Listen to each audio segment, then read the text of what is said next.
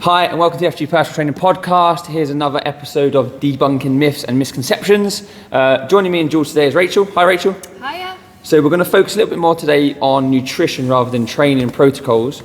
So we're going to head through our first sort of three topics to debate about, and then we'll go for our common misconception at the end. So our first one is fat, sugar and carbs make you fat. So who wants to kick off on this one? Go on, Rachel. Well, ultimately, it's, I think, the same answer as with any food. If you answered that, if you replace that with protein makes you fat or anything. Yeah, if you have too much of it. Basically, everything is fine in moderation. You know, I think people have this idea in their head that, oh my God, anything with fats in is bad. It's not. Your body needs fats. It needs the fatty acids so that your body can function properly. You know, fat should make up, I think it's between 20 to 35% of your diet. They're really important. If you have too much of them, yes, of course they will make you fat, but everything in moderation is fine. And obviously choosing healthy fat sources like fats from meat, avocados, foods like that, as opposed to fats from cakes, sweets, blah, blah, blah, will also have an impact on how your body functions, how you feel, and your general health and well-being. Yeah, I think just elaborating on that, I think it is very much like, it's almost like a lot of these things have always been like demonized for being the sole reason for why people put on like an excessive amount of like body fat. But it's not necessarily that it's because you're eating too much fat specifically, it's just because you're eating too much just in general. And if you look at most people's diets, like the reason why these things tend to be demonized is usually because when you look at someone's diet, who is like maybe a little bit overweight, you'll probably tend to find that they probably eat an excessive amount of carbohydrates, of sugars and of fat. So it's not necessarily because they are evil and they make you fat, it's just you're just eating too much of it. So it's not because, like I said, it's that one whole thing, it's just because you're eating too many calories, and those calories that you're eating are coming from those certain things. So if you reduce the amounts of those calories from those certain areas, then you'll probably, be in a calorie deficit and start losing some form of body fat. So Yeah, and I think it comes from that, like you said, demonize there is a good word. We talked about it in one of the myths before about muscle and putting on, like doing strength training will make you big. It's this demonized thing, it's this general where kind of people like us who know what we're talking about try and put it in layman's terms, and then the layman's terms gets laymanized, and it kind of, like you say, fat is bad, where actually you need it. And I read an interesting stat, so I've got it here, I wrote it down.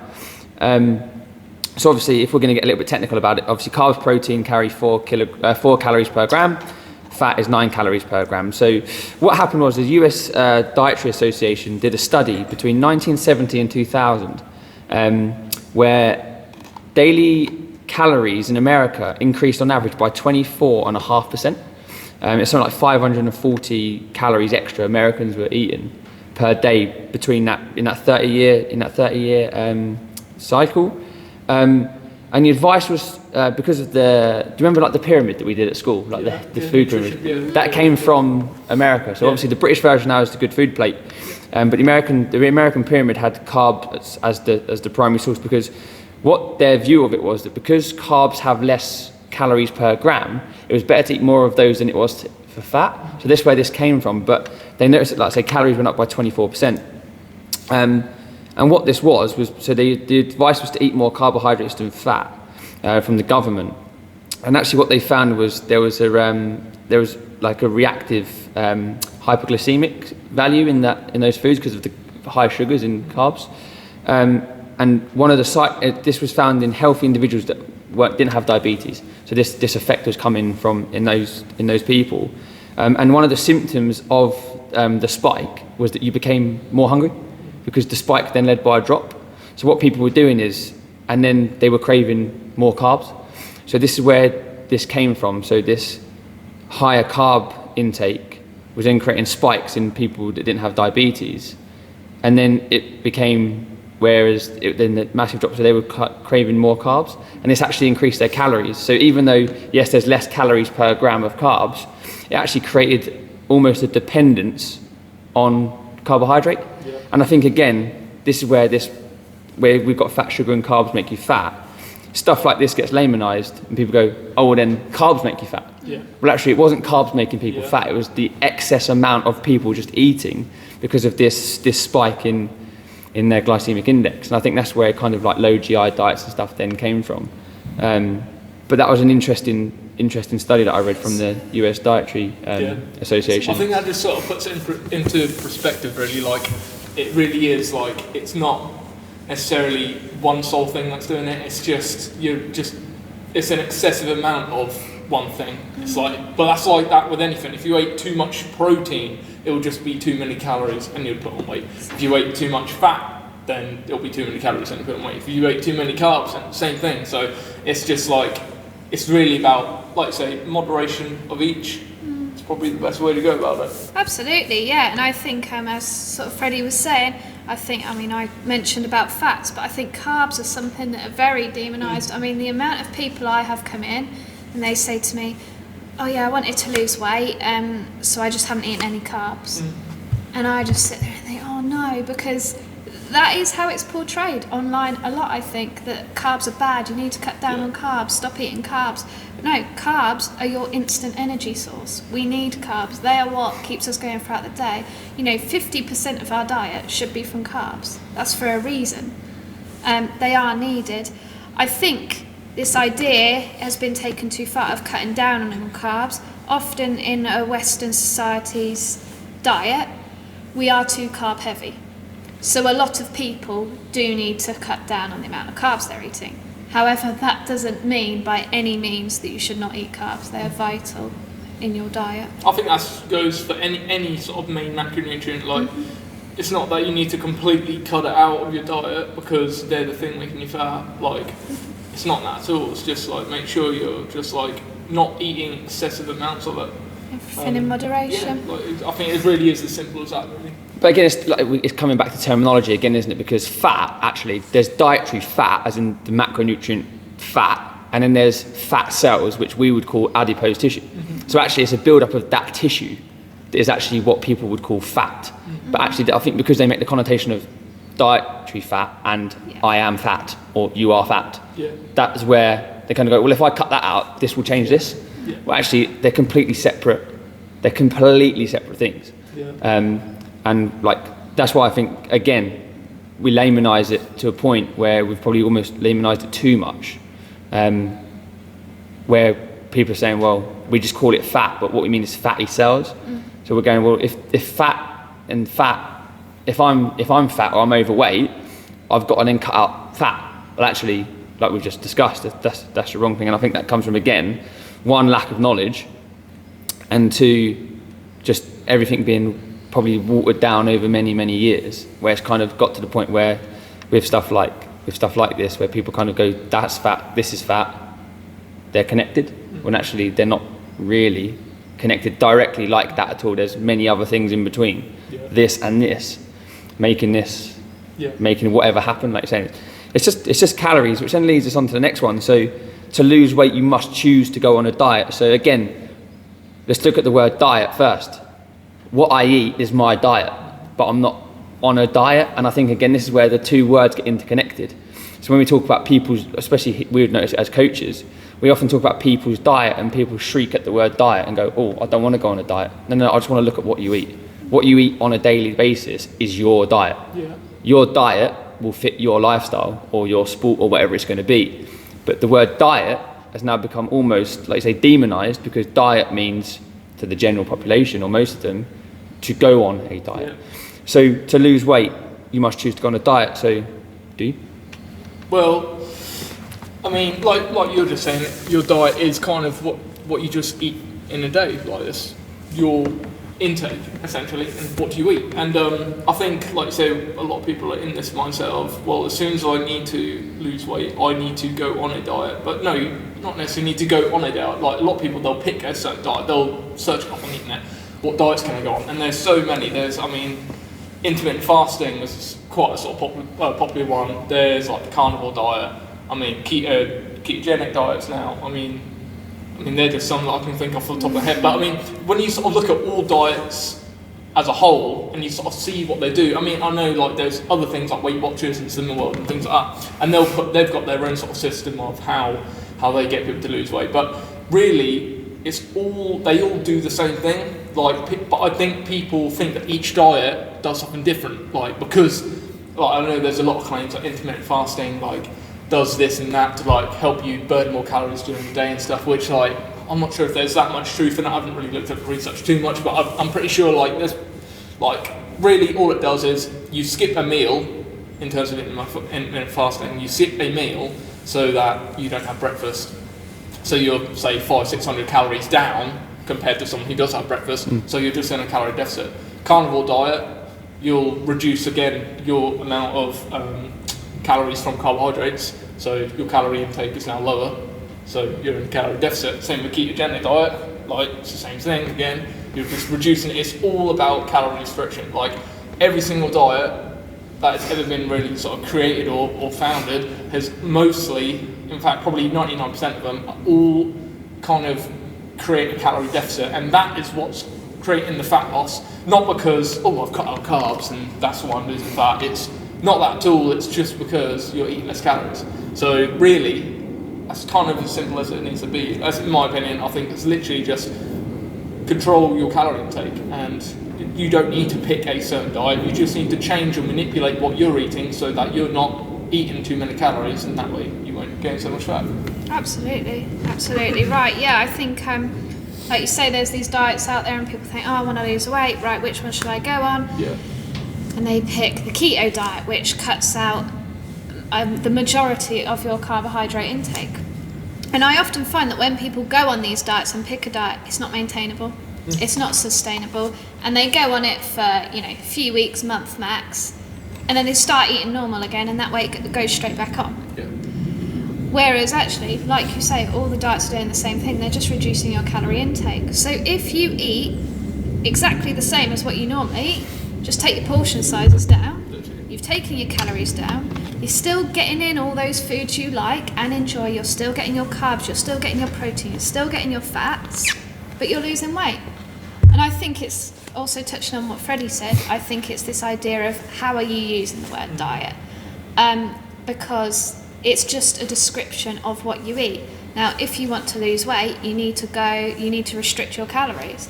If you want to gain weight, you need to increase your calories.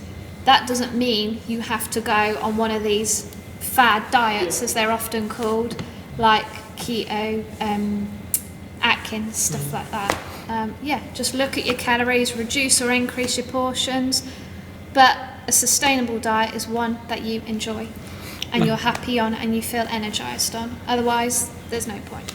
And I always try and I always say any diet that works is a good diet. That's kind of my ethos of it. We know they're not sustainable long term, these things. You can't do this forever. But if you're looking for a kind of I know in my industry, like in my world of combat sports, we would often do a quick diet to get a few pounds off, ready for the competition or for the fight or whatever.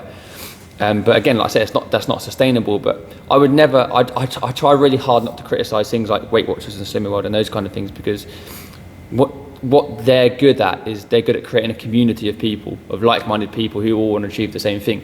Whether one wants to lose 6 stone or one wants to lose 2 pounds, they're all in the same thing. They all want to lose weight. And actually, I think that's where the key of that is. They create a sense of community, and they have this great thing where it's a supportive environment, but really what they're packaging is a calorie deficit diet. Yeah. That's what they're packaging. However they do it, whether it's through, we're not going to go, I don't want to go into it here, but there's a lot of stuff that they do well, but there's a lot of stuff that I think they do poorly. But one thing they do create results. How long term that is, again, can be argued. But I think it comes from, like, there was something you said, and it was a key word, and you kind of skipped over it, was fat loss. And I actually think when people talk about losing weight, they don't want to lose weight, they want to lose size. Yeah. 99% of the people that walk through this door, when they talk about losing weight, they want to lose size. And actually, I've got a lot of clients who actually probably weigh more but are smaller, because that comes from density of muscle. We all know, we've all heard muscle weighs more than fat. Well, a pound of muscle and a pound of fat is a pound. Yeah. But a pound of fat is as big as that table, and a pound of muscle is that big. So we know muscle's more dense. And actually, when people talk about losing weight, they talk that when we lose weight, we don't just losing weight means losing weight. So you lose muscle, you lose strength, you lose your fat stores as well. But let's think about terminology. And actually, most people want to lose size when they talk about losing weight, and they want to lose fat. They don't want to lose muscle. And actually, again, this comes back to kind of some previous podcasts that we've done on myths about women being bigger and stuff if they strength train. And actually, we know this is sort of impossible really because of genetics and hormones and stuff like that. But again, let's come back to terminology. People talk about losing weight. What they really mean is they want to lose size and they want to lose fat. They don't want to lose strength. They don't want to lose muscle, because that is part and parcel of, if you're going to lose weight, that is part and parcel of it. You're going to not be as strong probably. You're not going to be as fit maybe, because you have to sacrifice that as well.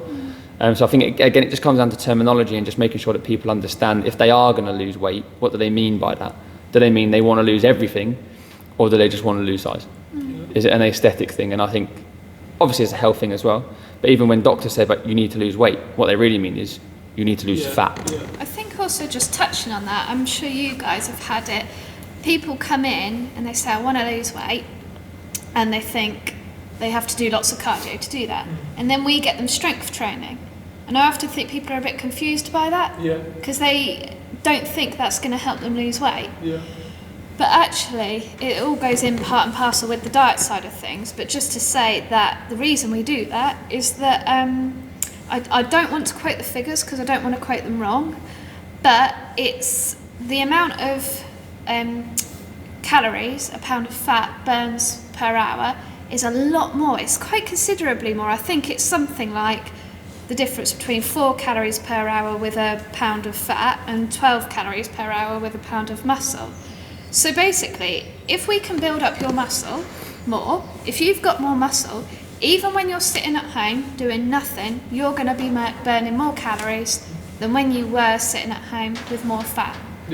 So you'll be burning more calories all the time, which will lead to the weight loss. I've heard an analogy that I quite like, which is almost like, think of yourself as a car almost, and the horsepower on the car is your muscle tissue. The more horsepower a car has, how much fuel is it going to burn, more or less? More. So the more horsepower we can build, the more muscle mass you can build, that's more energy your body has to try and find just to function, just to be awake, because it's now, you're just larger, you have more lean tissue that your body has to supply with nutrients and oxygen. So it has to work hard, it has to use more energy to do that. So the more muscle mass you have, generally, the more calories or more energy you will just have to burn just to function, just to walk around. So then your like TDEE, so your total daily energy expenditure, is going to be much higher. And that is usually where most of our calories is going to be burnt, just doing general activity, just walking around. The more you can walk, the better. Like, and that kind of is, like you say, like, that's why we get the strength training, just build some lean tissue, and they tend to burn probably a little more calories doing that anyway, just with like multi-joint exercises. And also, how many times have we heard athletes say, oh, I'm eating more, but I'm losing weight? Because actually there's more muscle mass there for one, so you need the energy more you need more in to help you out. But also, let's talk about like a bit about metabolism and stuff. I always say, I use the car analogy, like if my car's sitting on the driveway, it's not using any fuel.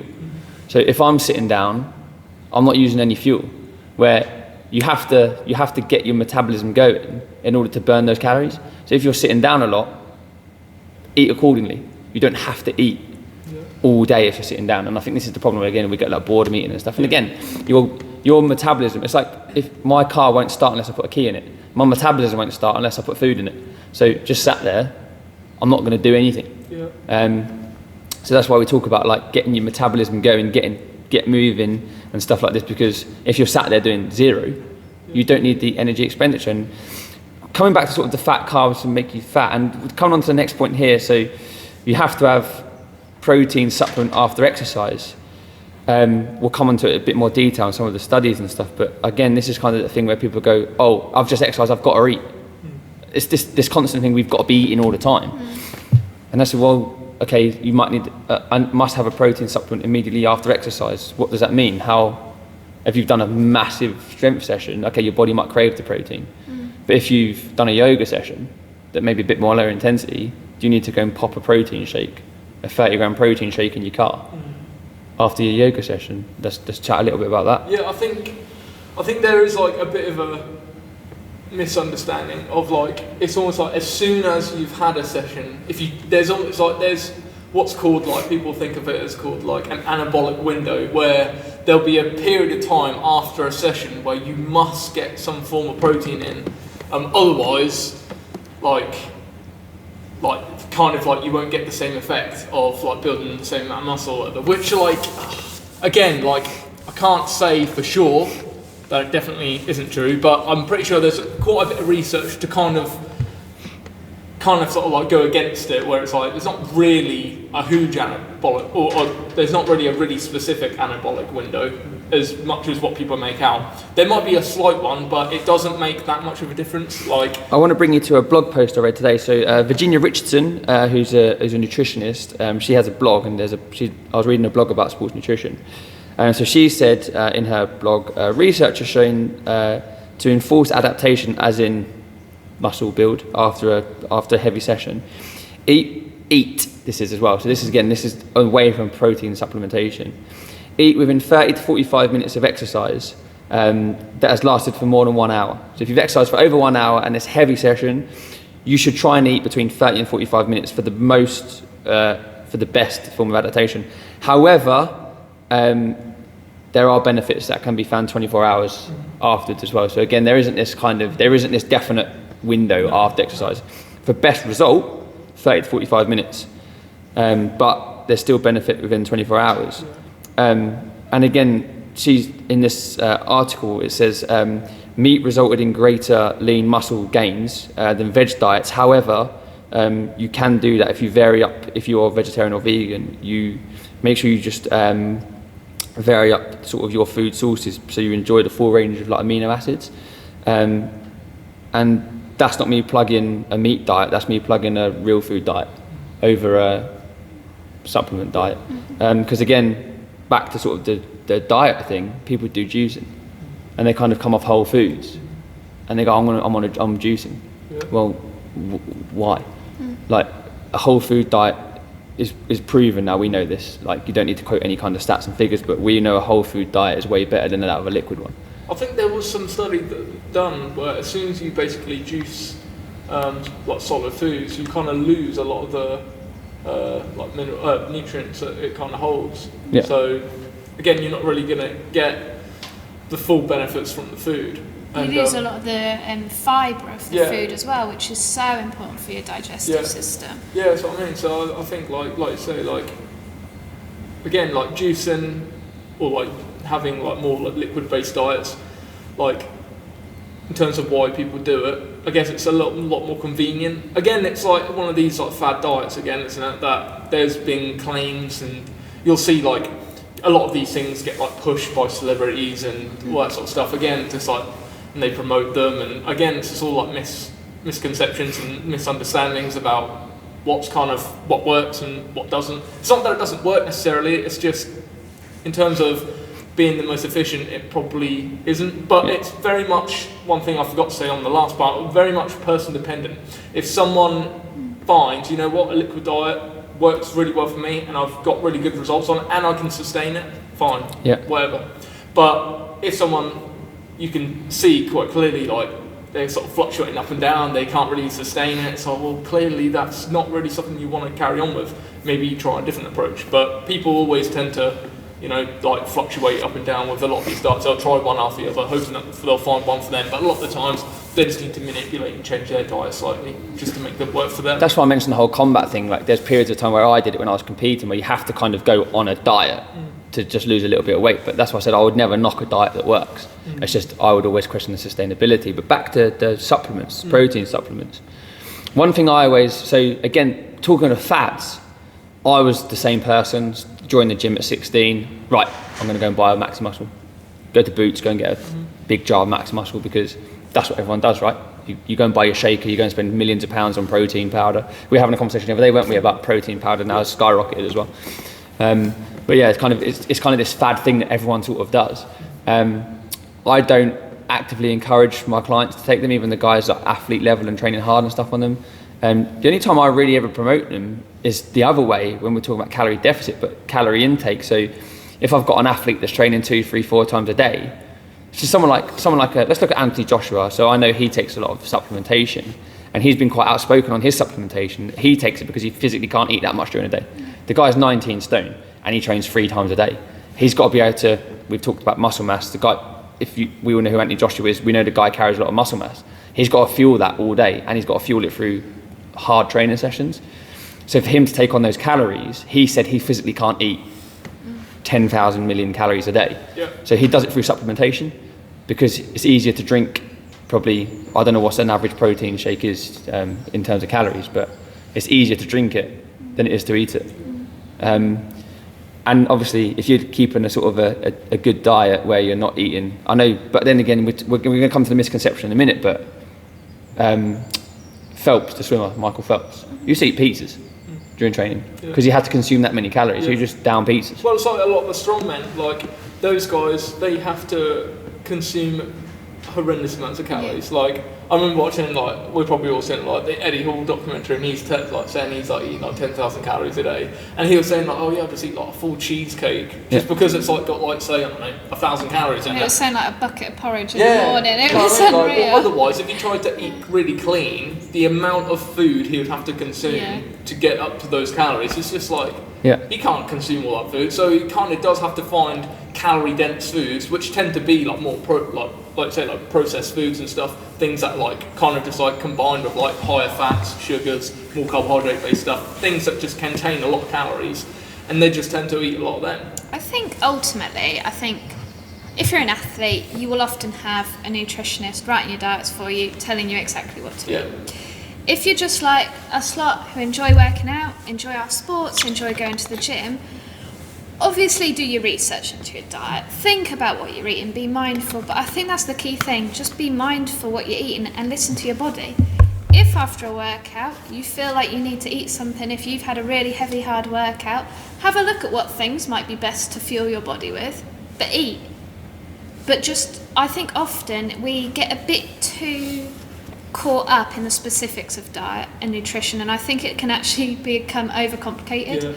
Whereas actually, when you start to listen to your body and listen to what it needs, it does tell you. And you will work it out yourself, really. Your body will work it out for you. And again, that's where that misconception comes in, because we go too specific. So, and like, I always make the joke of, I've got a lot of men's health clients, straight on men's health, and they're like, right, I must have a protein supplement after I exercise. Well, do you who's wrote this article? And also as well, just be careful where you get your information from, because a lot of these articles are sponsored. So when you read an article that says you must have a supplement after training, they're normally sponsored by a supplement company. Because don't forget, they're big corporation companies, and work out where they're getting their figures from as well, because a lot of these companies will talk about an anabolic window, because it's a great marketing, it's marketing words. And again, I don't want to discredit anyone. That's not what this podcast is for. This is about a debate. But just be careful where you're getting your information from, because all these things like anabolic windows and protein intakes and so many grams per shake and all this kind of stuff, they're just marketing tactics to get you to buy their product. I think one thing everyone needs to understand and remember is the nutrition industry is an industry like any other industry. Its main goal is it wants to make money. And how do they do that? Like you say, they need to try and come up with, like, we go back to like the whole fat and sugar and carbs are all bad. Instantly they jump on the bandwagon, low fat, low sugar, low carb, low blah blah blah blah, and it's just pushed in your face, and it's like, right, well, this must be good, blah blah blah. But like say, come back to the protein supplement. Instantly after a workout, we're told, like say through numerous sources, you must take in so much protein after this session, otherwise you're not going to get full effect. Whether or not there's 100% truth to that, I don't think so, and I think there's quite a lot of research to sort of say it doesn't really matter when you take it in, really, like unless you're like someone who needs to be pinpoint accurate, like you're competing for a show, like a bodybuilder show or something like that, then maybe it might benefit you. It's just like it might give you that 0.01% like benefit, but for the majority of people, you probably want to just get in some like carbohydrates, just so you can, you know, replenish muscle glycogen stores after training. But like that's probably the most sort of quickest thing you want to maybe do after you train, just get some glucose in. But I mean, straight into like heavy, like dense meals of like meat and protein and stuff. Like, is it really necessary to do within a certain time frame? I think that's what you were just saying, wasn't it? Like the most important thing is like we just eat. Yeah. Like we look at, like if you're a person training once a week, you don't need to go home and be like, right, I need to have like a naked chicken and brown rice and stuff. It needs to be in the next 10 minutes. Yeah, it's crazy. Yeah, it's crazy. And also, you know, we all have lives, we all have jobs. Yeah. And I think unless your sport is your job, where you can 100% absolutely focus on the workouts you're doing 100% and the diet you're having 100%, we all have to work our diet and nutrition around our lives. And sometimes one of us will we've got, you know, an hour to fit in a quick workout, and then we've got 3 more clients to do. And we don't have that time to have that post-workout meal. But it doesn't matter. As long as we feel fueled, as long as we feel happy, our bodies feel happy, they're getting what they need, fine, crack on, you're doing fine. And then the last misconception we've got here, so is there such thing as good and bad food? And that kind of, we touched a little bit on it when we were talking about Eddie Hall eating a bucket of porridge and Michael Phelps eating pizzas and God knows what else. My opinion is there's no such thing as a good and a bad food, but there is such thing as too much of something. And I think that's the problem. So we're doing this podcast as we speak. We're out from Easter, a couple of weeks out from Easter. I mean, we've all been probably popping a few too many cream eggs and God knows what at the moment, but that isn't going to kill you. The thing that's going to kill you is doing that Easter egg rather than having 1 Easter egg or 2 over 2 weeks. The thing that's going to kill you is having 2 a day. Yeah. And this is where this fat, sugar, carbs make you fat thing. But is there such thing as a bad food? No, because at the end of the day, what is food? It's a mixture of fat, carb and sugar, really. If we break it down into its simplest form, that's what all foods are. But the problem is some carry higher fat content, some carry higher protein content, but everything in moderation is absolutely fine. I read an interesting article once on Roger Federer, and they said, what diet do you follow? So I don't. And now we're talking about an elite tennis player. We're talking about one of the greatest of all time. Doesn't have a nutritionist, eats what he wants.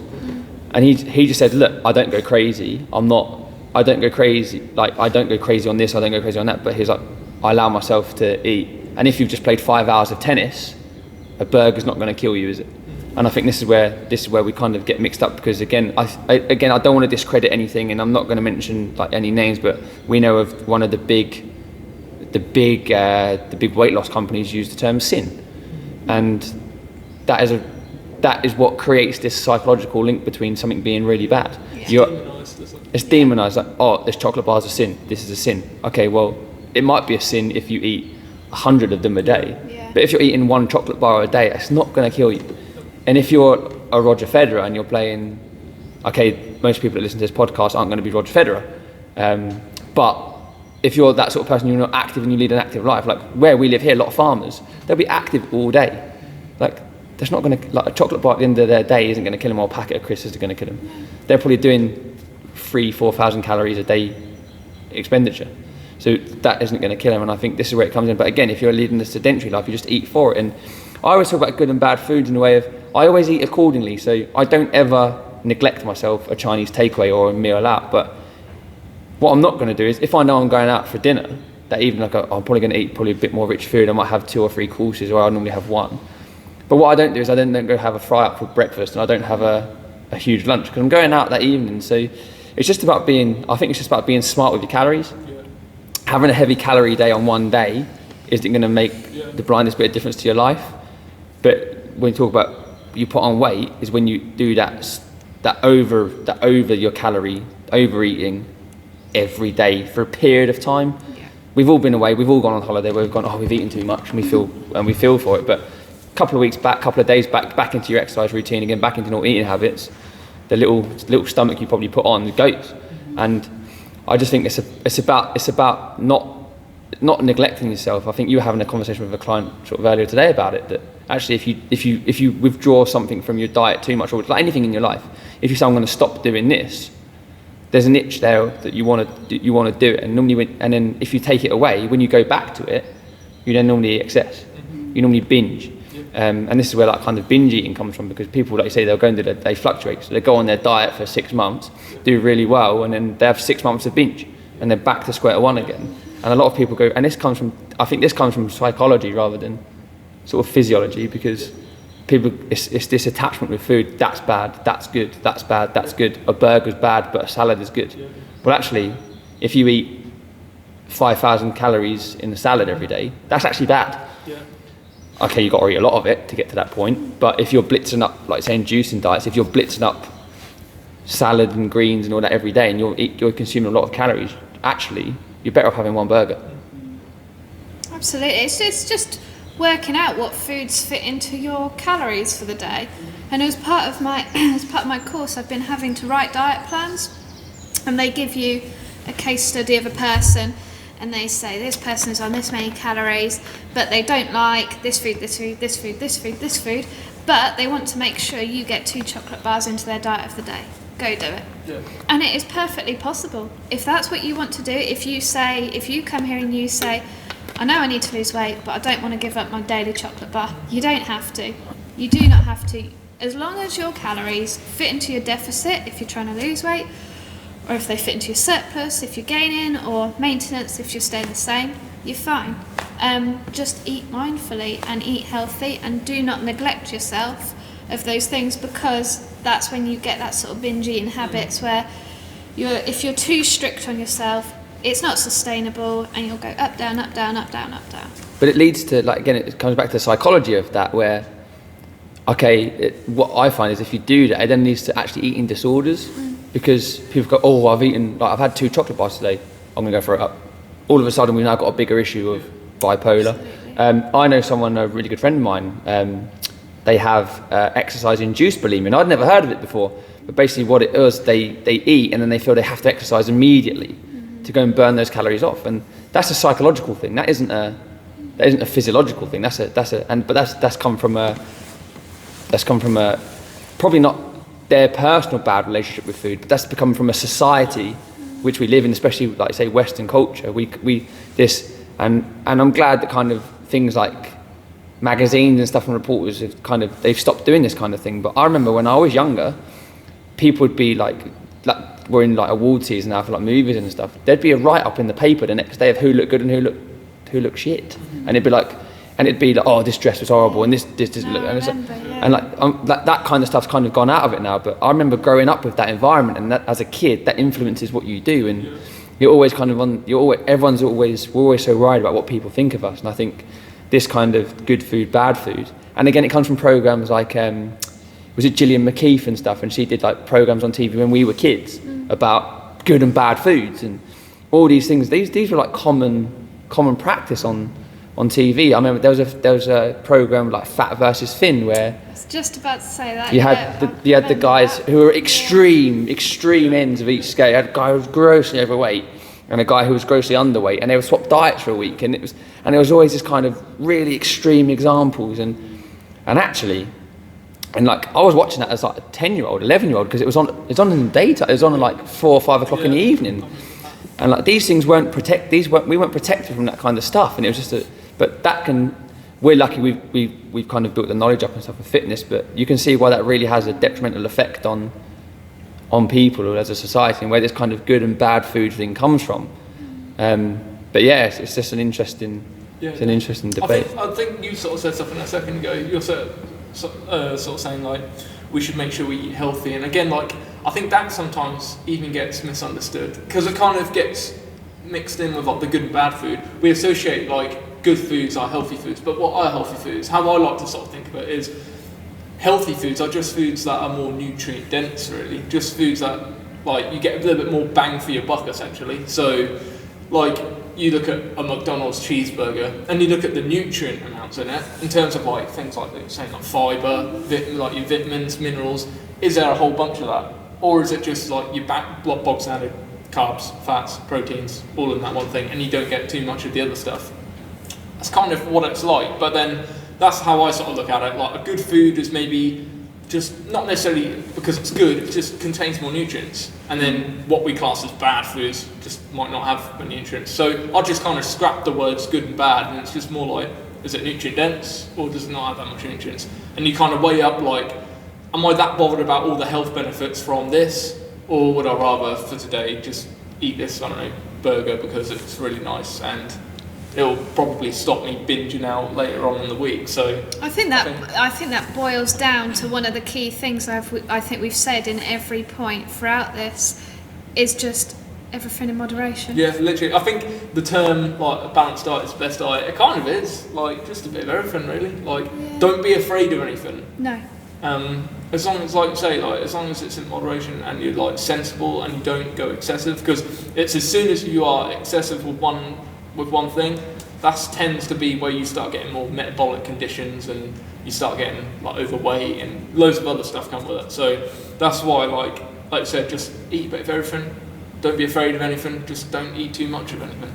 And I think we're guilty as exercise professionals. We kind of skip over this nutrition stuff a little bit. I know I do, because we'll always go physically listen to your body. So if you're a bit sore, don't train as hard. Yeah. But then go, oh, my body's really craving McDonald's. No, you can't do that. But listen to your body. Like we say, listen to your body in a physical sense, but on a nutrition sense as well. Listen to it. Like if you think, do you know what, I fancy Chinese and I haven't had one for 3 weeks. Yeah. It's not going to kill you. Like. Listen to your body, like if your body wants it and craves it. And I had this conversation with one of my youth athletes. They were kind of saying, oh, about this. And I was like, well, if you've played for a whole weekend of sport, you've done a competition over Friday, Saturday and Sunday, I think a McDonald's in the car after that isn't going to kill you. I mean, I wouldn't advise you eat one between the event because, okay, we know they're less nutritious and they're probably a bit more dense and they're probably going to weigh a bit heavier on you. But actually, if you've played in your sport for 5 hours a day across 3 days, it's not going to kill you on the way home. No. So I think, listen to your body. Like I say, the overriding theme of today has been just eat balanced. And a lot, again, every point that we've gone through, we've also talked about the connotation of the word. So the first point we talked about fat, then we talked about weight, then we talked about diet, then we talked about like supplements and anabolic windows. And actually, they're just words. Yeah. And it's just make sure that, so hopefully today's kind of demythed a little bit of those words. So diet doesn't mean go on a diet. Weight doesn't mean fat. Fat doesn't mean adipose tissue. And it's all these things that actually healthy doesn't have to mean eat healthy, eat clean is what we hear a lot. And it's actually just kind of just be sensible. Yeah, literally. Yeah, and I think the overriding theme of today is just be sensible and think about what you're doing and just listen to your body. So thanks for joining us today, Rachel. Yes. Oh, you're welcome. Thanks for having me. Hope you had fun, and we'll catch up with you guys soon.